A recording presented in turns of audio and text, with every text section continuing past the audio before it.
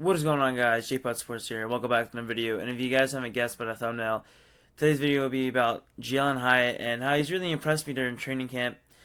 Um, he's really displayed a lot of his route running where it was doubted in the beginning, by most teams, because they thought, like, when you look at college, most of his touchdowns and yards were off go routes and vertical routes, and a lot of teams overlooked his route running ability. And if you pull up, highlights, or there's a clip of where he was, I think it was his pro day, where the Cowboys coach, which we play week one, said, "You have a skill set." He says, "What's that skill set?" And he says, "Your speed." He said, "I can run routes though." He said, "We'll see." He said, "We will see."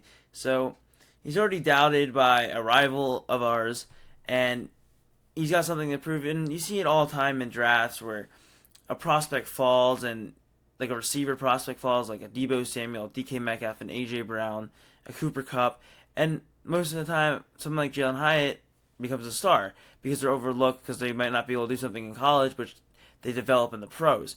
But he has the speed. He's got the height. He's like 6'1", and I think he's weighing in at one. I think I saw something where he was trying to get to 195, where I forget. I think it was on something called A Rookie Welcome to the NFL, where he was saying he's gonna get to 195. But if you look at his highlights, which I'll bring up in a second, but I'm gonna show you guys first the clip of him with the Cowboys coach, where he's talks about the skill set. You know what you are, right? My coach.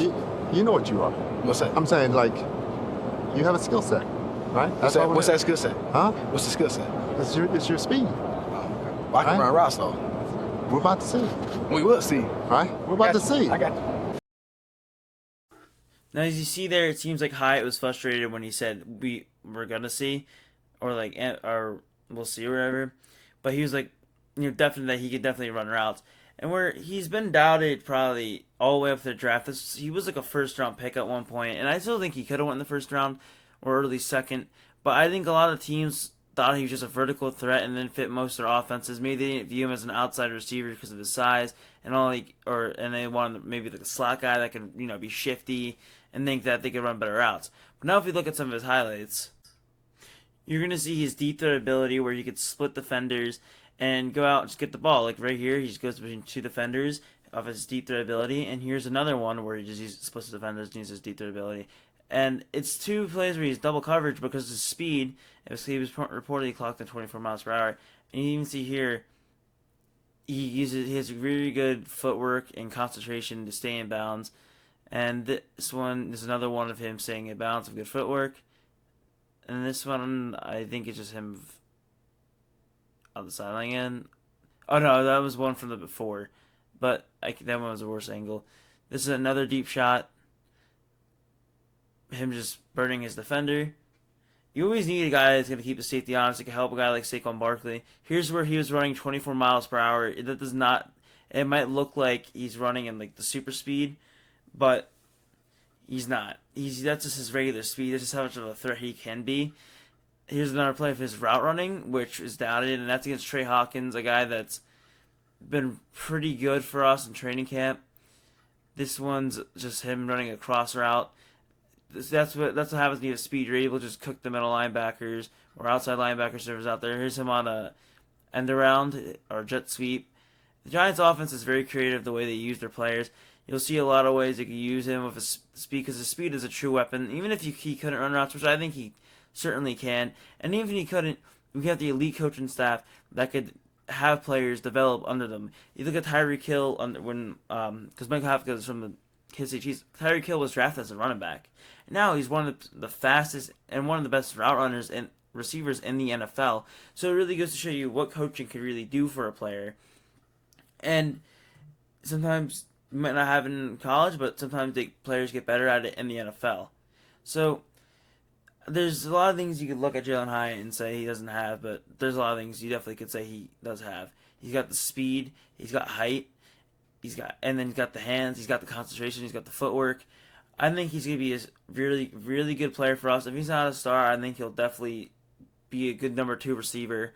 But it's hard to see him not as a star. This guy is already connected with Daniel Jones on a lot of plays. Looks like they have good chemistry. He's a very hard worker. There is a clip of him after the game. He scored 5 touchdowns in Alabama. Something he was questioned about his work ethic. He was catching passes after his 5 touchdown game. It was over 200 yards in game winner against Alabama, where the fans all rushed into the field.